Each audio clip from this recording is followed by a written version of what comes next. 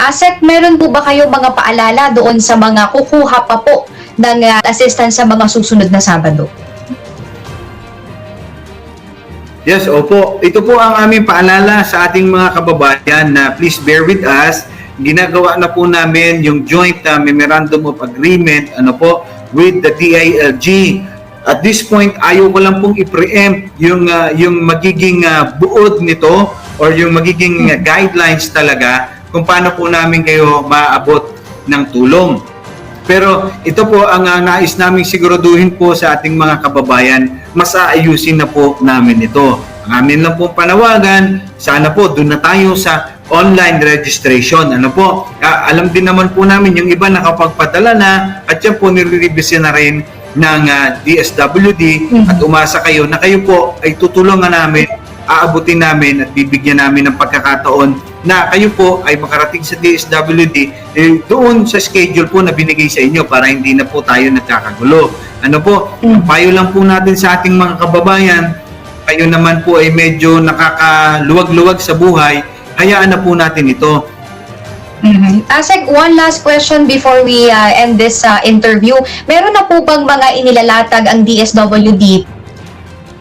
Yes, opo. Kahapon pa lang po, ma'am, we are very happy to inform the public na kahapon pa lang doon sa ating mga kababayan, sa aming mga kawani sa DSWD, yung mga aming mga regional directors, mga provincial officers po, yung mga field offices natin, dito man yan sa central office, pati yung National Resource Operation Center namin o yung NROC, National Resources, at siguraduhin na handang-handa yung DSWD to augment po yung local government unit, to augment po yung mga apektuhan nating mga kababayan. Sa ngayon po, nasa 1.7 billion pesos po ang allotted po, na kabuang stockpiles at standby funds ng DSWD na maaari po nating magamit. 849 million po rito standby funds. Okay, yung 765 million dito ay quick response fund. Yung amin pong family food pack, so ito po yung relief goods namin, ay almost 500,000 po yung dami. Worth po ito, ang worth po nito ay 283 million. So ang DSWD po ay ready. Handang-handa pong tulungan yung ating mga kababayan. I don't know kung tamang sabihin, pero yung nangyari pong lindol sa Northern Luzon, dahil po dyan nakapag-preposition po kami ng mga relief goods, ng mga assets, ng mga standby funds po sa mga region na yan na ngayon, so yan po ay augmented pa. So ang inaasahan po namin, mas madali po naming mahuhugot yung mga assets namin, mas madali po naming maibababa yung mga relief goods kasi po nandyan na po sa mga area na yan. It is really evident, sir, how the DSWD is working harder to respond on these things. Very hands-on ang leadership. And of course, talagang nakikita naman natin na na-appreciate naman ng publiko yung bilis ng pagtulong o pagresponde ng DSWD. Asek, kung meron pa po kayong ilang mga mensahe sa ating mga tagapanood, tagapakinig ngayong hapon.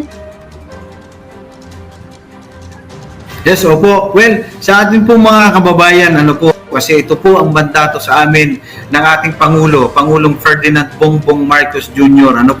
Na sa bawat pong sakuna o bawat hamon ng buhay na pagdadaanan ninyo, lumingon lang po kayo sa inyong likuran at nandyan po ang national government, handa po kayong tulungan. At isa nga po sa tutulong sa inyo ang DSWD. Hayaan nyo po kami, malaman lang po namin ang inyo pong sitwasyon, sisiguraduhin ng DSWD na wala pong 24 hours, nandyan na po yung kinakailangan nyong ayuda.